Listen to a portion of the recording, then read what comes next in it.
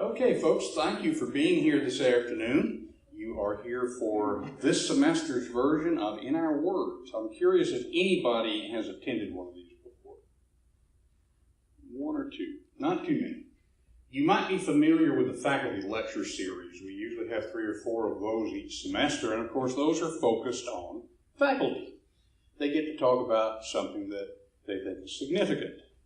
And we thought some years back that it would be interesting and useful to have something similar for students. It's asking a bit much, I think, to ask the average student speaker to spend an hour talking about something, so we do try to get 3 or 4 or 5, and we were fortunate to have 3 speakers. We had 4 listed on the program, but one of our speakers had surgery last Friday, and so she's not going to be here, but that just gives a little more time for the 3 that are here to talk about this idea of identity and community. I'm not going to be introducing each one because we have from our partner, Phi Theta Kappa, they work with the Communication Studies program to put these things on, and we have, I've already forgotten, Beth Sartain, right? Having senior moments here. Beth Sartain will be introducing each of our speakers and helping to set them up. Now, I know some of you are from my class that meets right now. The sign-in sheet on the back for me was for you to get attendance credit here. If you're from one of my other classes, then you get the extra credit by turning in the paper we talked about. We have some other classes that are here, and I think we adapted for the sign-in sheet there in the back. If you did not sign the sheet that you need to, be sure that you do that before you leave here today. But regardless of the class credit, I think it is well worth your time to be here and to hear what your fellow students can share with you about life experience that will be useful to you around this idea of identity and community. So at this time, let's welcome Beth Sartain to introduce our speakers. Beth?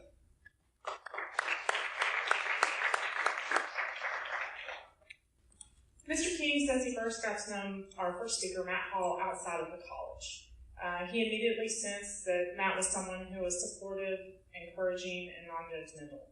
After learning a bit of his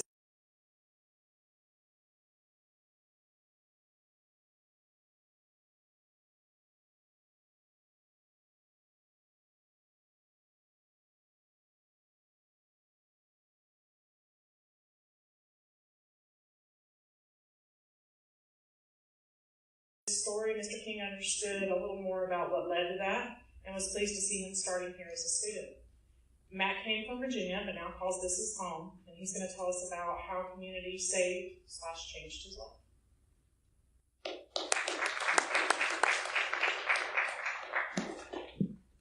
Well, good afternoon. My name's Matt Hall. I'm an addict. That is the first thing I ever said in front of a group of people. I am not someone who's actually taken any public speaking courses or even has confidence in what I'm doing, really. But, I was always sensing for this community, and I thought I'd found my identity in drugs and alcohol. So I was 16 years old, 15 years old about the first time after a football game we decided to go out and get drunk. After that, we continued to make some poor decisions, and that eventually led to a cocaine addiction and a crystal meth addiction, as well as pain pills.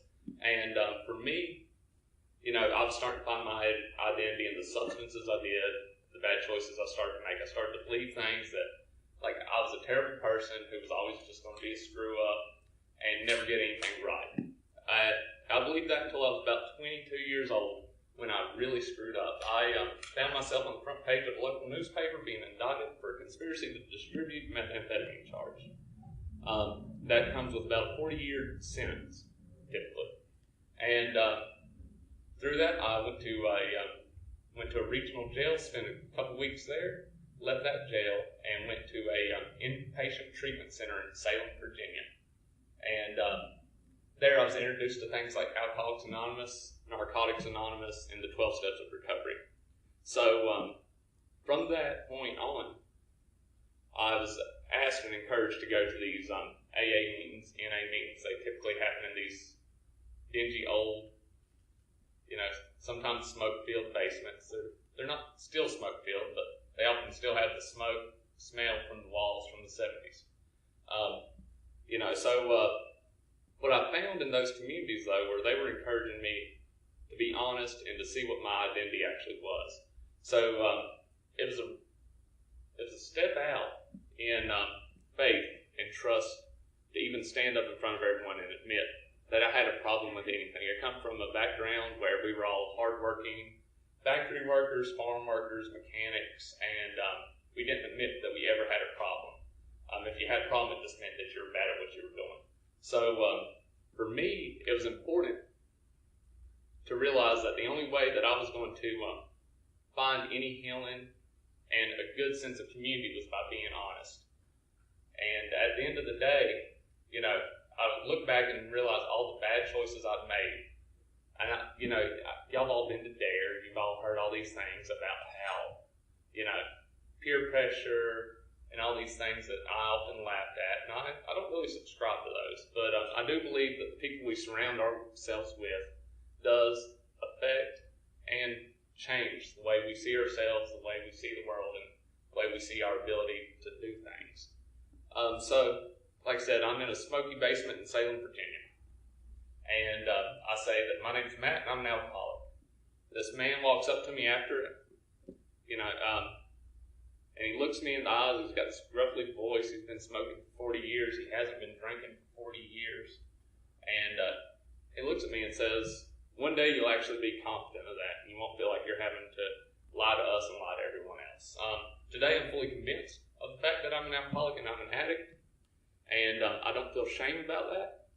But that's all due to the fact that I found a community through the 12 steps of recovery, through the 12 steps of Narcotics Anonymous, through fellowship in Alcoholics Anonymous, through a program that I'm very passionate about that actually moved me to Tennessee from Virginia called Celebrate Recovery. And for me, I was sitting down and writing notes on this last night. Someone called me from back home, and we wound up talking an hour. He was talking about accountability. So he's trying to start one of these Celebrate Recovery things, and it's a Christ-centered 12-step program. So it's two things I'm very passionate about myself, the 12 steps of Narcotics Anonymous and Jesus Christ. And I enjoy both of them separately, and they're all right together. I try to make them a little bit better together. But for me personally, he was sitting there, he was talking about our need for accountability. So one of the things I love about community is the fact that it comes with accountability. And if you're anything like me, you don't like that word accountability. I think back to when I was in the Army, and our accountability was a drill sergeant yelling at us at 4 a.m. while we're doing push-ups for somebody not folding their bed sheets the day before. I think of accountability as, Big Brother watching over me, telling me everything I can do and can't do. I don't have good ideas associated with the word accountability, but with community today, I have good ideas. So the words that we say matter. For me personally, I like the word community. Everything's about community for me. At a point where I was trying to figure out what I wanted to do with my life, I was tired of working at a factory where I wasn't talking to anyone after I gave up a career in customer service because I was tired of dealing with people.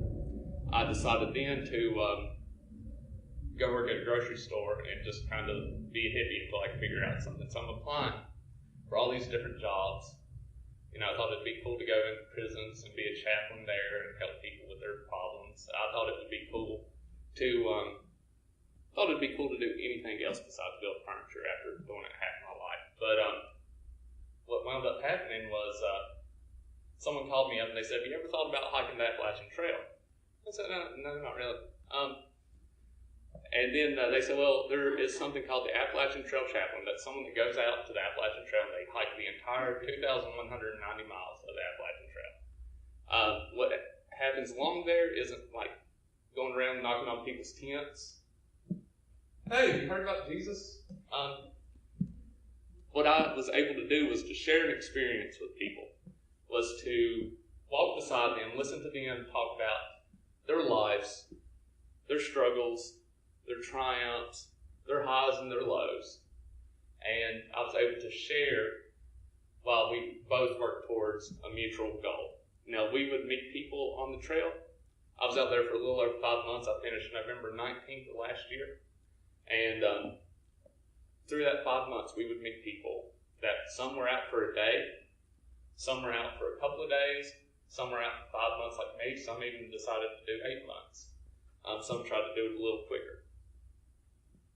That sense of community that I learned from there was something different than anything I'd ever experienced. For me, a healthy sense of community, I need to always ask myself a couple of questions. Do they love me and accept me the way I am? Are they willing to love me and help me become who I can be? And do we share some mutual goals? For me, when I quit drinking, one of the things that I missed the most was I used to love going to karaoke. And I used to love getting in front of people and singing Journey off key. And so I missed that. I'd sit around bored, and I'd sit around and I'd doodle on my guitar, and I'd sing, and it wasn't the same, and then I got to wondering, where is one place that you can go? Where is one place you can go and be accepted and be loved, and they're not going to judge you if you sing off key? So I wound up in a church, and every week I get to stand up in front of people and sing off key, and sometimes lip the words because I didn't read ahead. Don't tell my boss that, please. But you can watch it online. I do lip sync a lot, but we got a great choir, so no one notices. So that's one of the reasons that I found myself in the church, was a sense of community. That found myself on the Appalachian Trail because of a sense of community. I found myself, after 5.5 years of being drug-free, still going to 4 meetings a week for an hour every night, typically from 8 o'clock to 9 o'clock, sometimes staying after to talk to people that are still trying to figure out exactly what life is, whether it be someone who's 60 years old and has had substance abuse problems their entire life, or if it's someone who's 18 years old and just realized things are getting out of hand, they need to change something. One thing I always encourage people to do is to try community in one way, shape, or form. I don't care if it's community in a church. I don't care if it's community in a Narcotics Anonymous meeting. I don't care if it's community anywhere that you can find it. But just find a group of people who love you, who accept you, and want to help you become who you can be. One of the things that I still have a hard time doing is sometimes I will want to be around people that are a little different than me. So I'll wind up somewhere like downtown in Maryville playing cards with a group of people. And, so we're playing poker. And I know that poker is probably not the best thing for me because I don't have enough money to gamble to lose, but I enjoy cards. And thanks to Philosophy, I'm starting to halfway like statistics. So I know the probabilities of me being able to win this hand of poker in my head, which I'm not that great at statistics either, so I'm not always that great at picking out probabilities. I know I've got a 1 in 13 chance of getting the suit I need. I know I've got a 1 in 4 chance of getting the face card I need. I know all these things, and none of them really help me. I always wind up losing because I overthink it. But for me personally, I know that's not a healthy sense of community, so I try not to go there. I'll try to pop in and say hello to my friends there as they sit there and play. They're all friends that I've met through other places. Most of them I've met through Narcotics Anonymous, and we like to get together and we'll have pizza and we'll play cards for a few hours or whatever. So I don't go there a whole lot.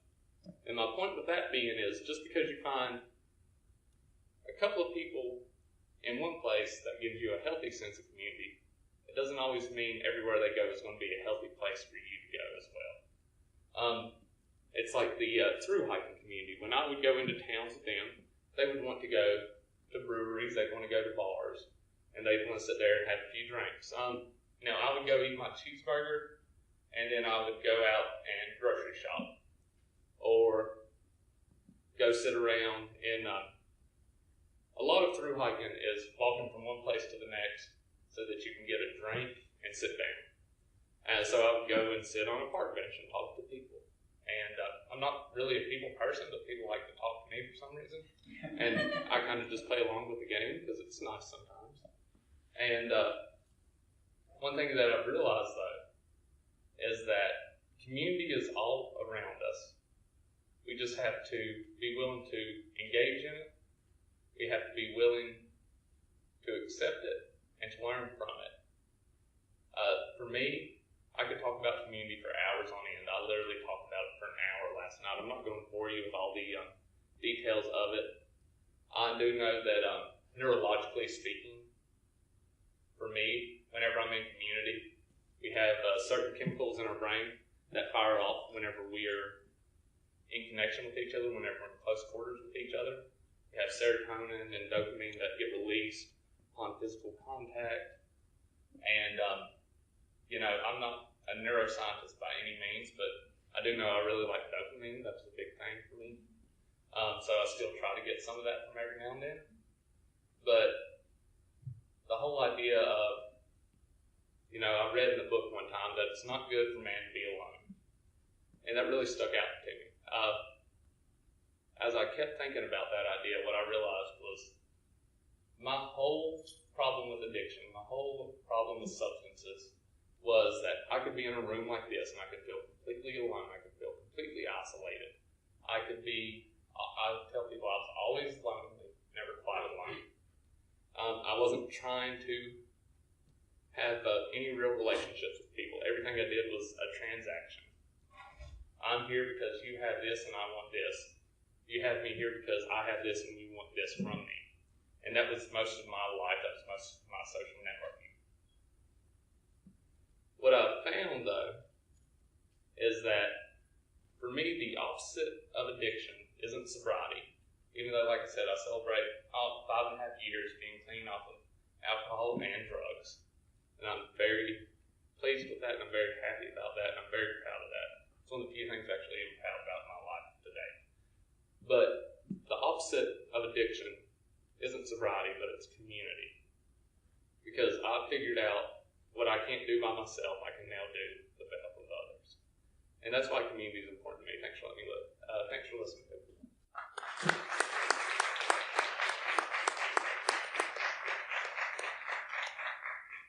Before the next one. We're going to take just a brief break because I've learned from the folks who are watching this on streaming, for whatever reason, the video is turned sideways, which I'm sure is disconcerting to them because they have to go like this. So we're going to take a brief pause. Let me see if I can fix that, and then we'll come back, Beth, with our next speaker. Okay, so those of you who are watching on Facebook, come back in just a second, and we hope we'll have things fixed for you.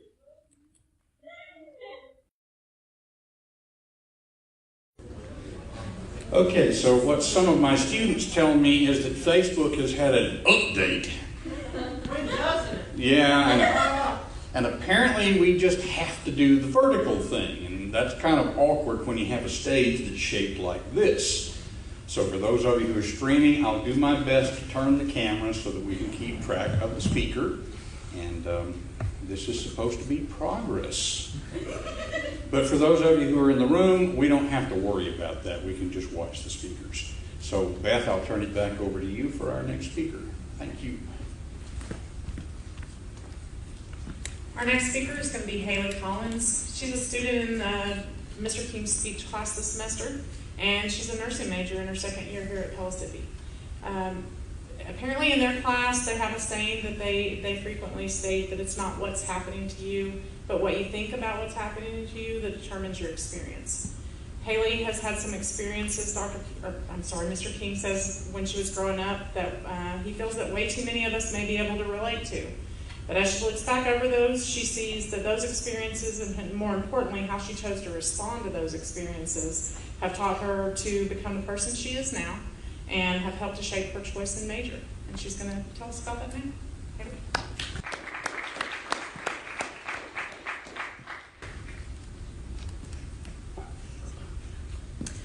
Hello, I'm Haley Collins, and for my identity, I am a child of divorce. Growing up as a child, I thought I had it all. I had a big room full of toys that I could play with. I had a brother that I could pick on and pester. I had pets that I could play with outside and run around with. I had grandparents that loved me unconditionally and spoiled me with home-cooked meals and junk food. I mean, who can say no to that? And then, most importantly, I had parents that I thought were in love, were happy together, got along with each other, really devoted themselves to their jobs, to themselves, and to us, my brother and I. Looking back at that, with the last statement I said about my parents, I've used that as a fantasy to tell myself, I'm going to tell myself this all the time to make myself believe that this is true. But in reality, it's not true. My parents never got along. My parents always fought over the most complicated reasons and over the most simple reasons. They always screamed, they yelled, they cried, they threw objects. It was never the brightest conversations in our household. I spent 9 years frustrated and wondering, why is this happening? Was it my fault? Was it my brother's fault? Was it both of our faults? Was it my dad? Was it my mom? All this confusion just gathered into one little bubble. And then after those 9 years, they finally divorced, and the bubble finally popped. Now, in my opinion, when I think of divorce, I think of it as a taboo topic. We all think, sex is taboo. But I mean, look at us now. We all talk about it and flaunt about it. But if you mention divorce, they're like, ooh, no thank you. They just kind of walk away and back off and think, I can't do this. I can't talk about this. When really, we should be talking more about divorce, because those around you, person sitting beside you, might have gone through it with their parents. Some that have been married or are married are probably thinking about it or have gone through it themselves. Divorce rates now are lower than they were years ago. Years ago, they were about 50%, but now they are at 11%. Thanks, millennials. But with divorce, we can grow from it, we can learn from it. And with mine, I have tons of lessons that I've learned through my parents' divorce. But most importantly, I found 3 lessons that I thought were very helpful for me, but as well for you all. First point was that through my parents' divorce, I realized that happiness trumps tradition. And for my family, we are Christians. We have a Baptist mindset. We have always been in church every Sunday, always been involved with Sunday school, youth, children's church, all the shebang.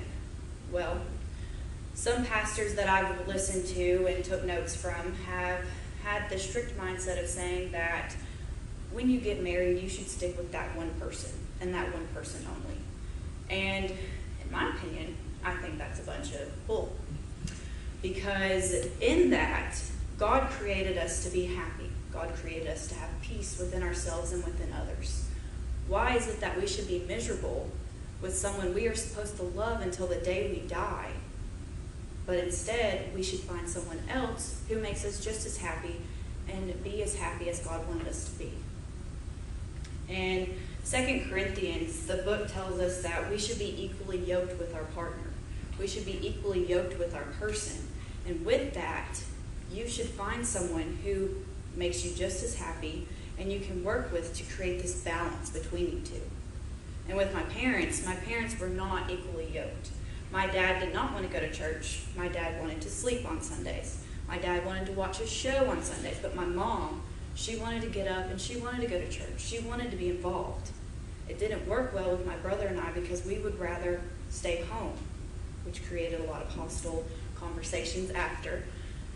But with that, I learned that I have to find happiness. And it doesn't matter how many marriages I go through or however many marriages you all go through. As long as you are happy and you are equally yoked with your person, that's all that matters. Second point is that my parents' divorce taught me to find someone that treats me how I should be treated. And that goes the same for you all. You all need to find someone that treats you how you should be treated. Know that you are worth more than being talked down to, than being yelled at, than be told that you can't do anything, belittled, objects thrown at you. You are worth more than that. There were times when my mom would just sit there and cry, thinking, why, God, why did you do this to me? One moment in particular is that I was sitting at the table with my mom, and she made us lunch. She couldn't even pick up her fork because she was so deep in tears. And I kept asking her, I was like, Mom, what's wrong? She says, I deserve better. I can't do this anymore. And I said, you're right. You have to find happiness, Mama, or I won't find happiness. And that's when she realized that, hey, I need to do this for my kids. I need to divorce my husband and find someone who will treat me as well as my kids like we are angels, like I'm a queen, and my children are little angels of God instead of hellions, like we were. But with that, that made me come to the realization that I am worth more than that. I am worth more than being belittled. And with that, through a personal experience, I ended up being in a relationship where I found someone just like my dad. But he looked like my stepdad. So I thought, okay, happy medium, this is going to be great. It was not. He ended up being very abusive, and he ended up being a narcissist. And so with that, I said, I'm not becoming my mother. I'm not becoming my mother that she used to be. I'm going to be the mother that she is now. So with that, I ended up being in another relationship that I am thankfully blessed to say I am happy and I am worth more because of him. The third point that I want to make out is that through my parents' divorce, I did find my self-worth. I went through years, 2-3 years worth of therapy. I suffered with PTSD, and for those who don't know what PTSD is, it is a psychological illness to where a physical or a mental stress damages your brain and your body. You don't know you have it right after the stress hits, but about 6 months after, you will experience nightmares, insomnia, depression, anxiety, panic attacks, whole shebang. And so with that, it really took me a while to figure out what was real, what was not, what was a trigger, what was not. And it took a while. And with that, I still suffer with some anxiety. My depression is gone. I'm happier than I was. But in the reality, in the aspect of it all, I figured out that I have to be independent. So do you all. You all have to find this sense of independence that, hey, I am worth more than anything in this room. You are worth more than the clock, than this podium, than the floor, than the whole school building. You are worth more. You are worth more than having PTSD. You are worth more than having anxiety. And you are worth more than having depression.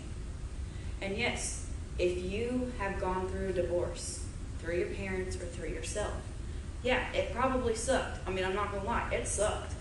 But with that, you can take it and you can build it into a positive aspect.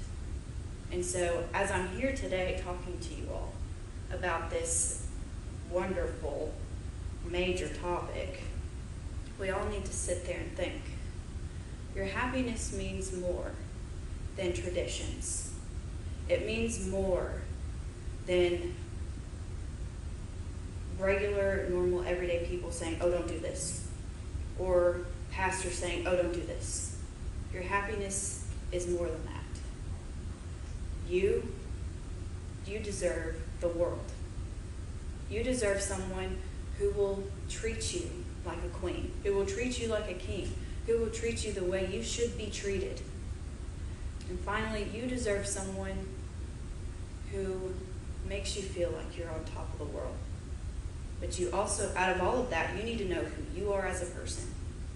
And you need to know where you value yourself in this world. And you need to know, I am worthy of anything. I am strong. I am confident. I am happy. I am able to get through anything in this world. No matter every road bump that you go through, you are able to do it. So through my parents' divorce, I can sit here or stand here and tell you that, hey, it sucked. My parents fought all the time. It sucked. But through them fighting, through therapy, through my depression, and through my PTSD, I'm right here standing with you all, happy, confident, independent, and faithful. Thank you.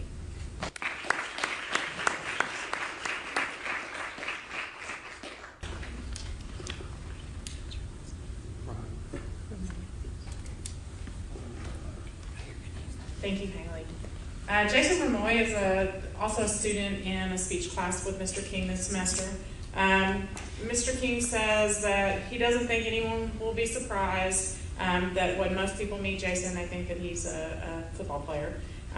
In fact, he said it's possible that Jason could play for the entire front line of the football team, offense and defense. I'm not sure if we have a specific, but as Mr. King has learned this semester, Jason is very powerful in a number of ways that go far beyond the surface.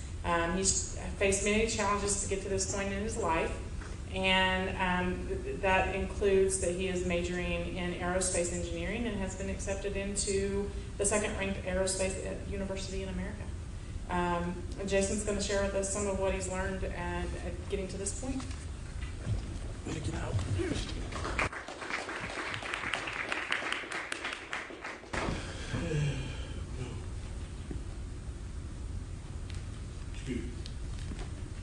Get this out. It's going to be a very short speech.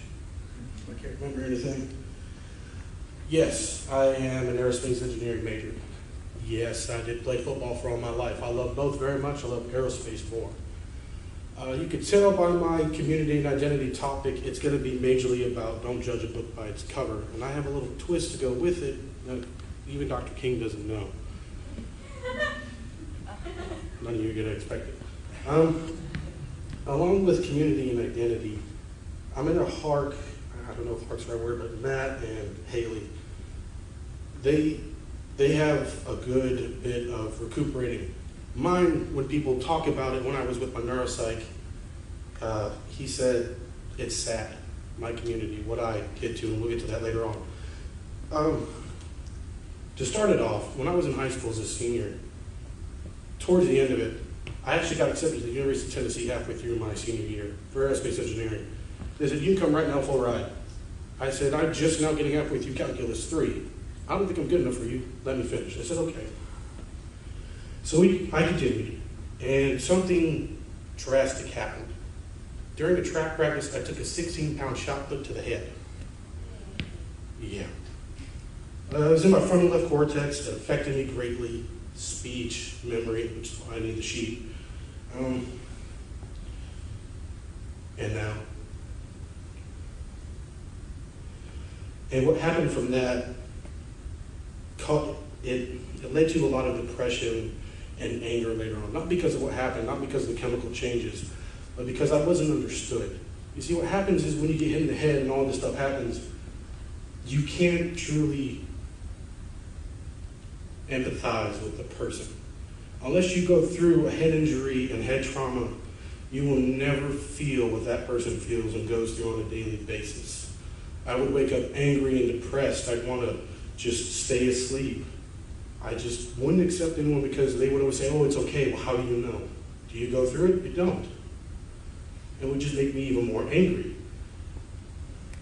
Actually, on the way to work this morning, which leads back into the big thing, they actually used me to lift all the heavy machinery. That's on my job, it's heavy labor, which isn't really a job application title. It's just what the boss put.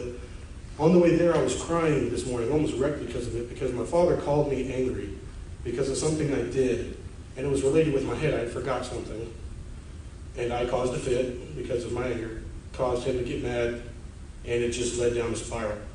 And I felt so alone because I never told my family this, but they were never there for me. My neuropsych, who I mentioned before, he says, you have to be accepting people who are there to help you. They're what gets you through this because they're there for you. They talk you down. They understand you. They know everything's different, that you change, and they'll say, hey, it's okay. My family didn't do that. They actually threatened to kick me out of the house and put me in a mental health hospital. And seeing that no one was there for me, again, Haley and Matt, with them, I had a different experience. I'm not saying it's bad for them. I'm not saying they're lucky. It's just a different experience. I learned how to make myself my own community. I don't trust people. I'm open with them, but I don't trust them with anything. I don't go too deep with them. And it actually caused problems with my engineering teachers and other teachers. I noticed that maybe scared around me because of my size. Most people are. I got that. But the second thing was because I didn't trust and open them, I didn't just go after it and say, hey, just help me out, please. Because they are not going to understand that I have problems. But I didn't want to keep living in this hole. I love aerospace, like I said in the beginning. It's my life. I want to make that my life. So instead of just staying in that hole, I decided to fight and continue through everything. Because I had my high school year, senior, like I said. But when I first came to Pellissippi, because there was no way I was ready with a head injury to go to UT. My GPA when I first got here was a .86. And then after that, I said there's no way I have to take 2 years off, at least. I took one, I said I need to try again. My second semester, a little bit better, but it still got to a 1.1. To now, it's a 2.87. I fought through, I fought back. I applied to all these colleges. Everyone said no, but Embry-Riddle. Embry-Riddle, like it said before, second highest rated aerospace engineering program in the nation. They accepted me because what they said is they saw the GPA, they saw there might be a problem, which is where everyone else quit, but they saw my story. They said, we like how you fight for what you believe in, what you love, and we want to continue. So right now my community is me. I got here, I fought through everything. I fought through the tears and the anger and the sadness and the constant depression.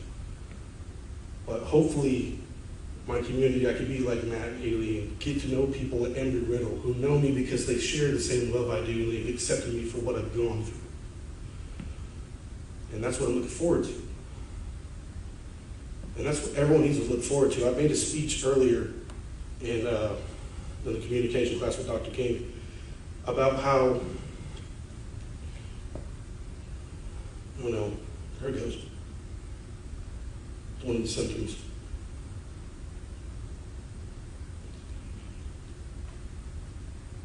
First one. Oh, there we go. Click. The first speech was about personality and identity. And how each and every one of us are beautiful individual creatures ourselves. We are what makes us.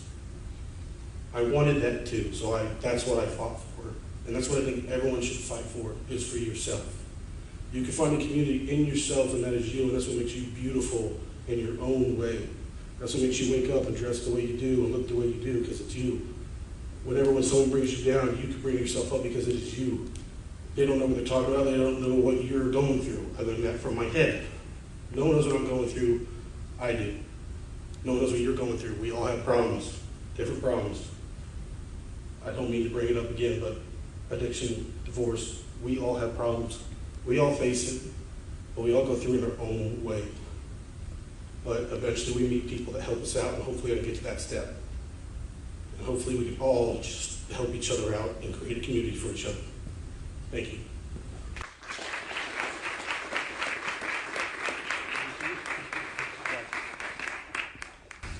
Wow.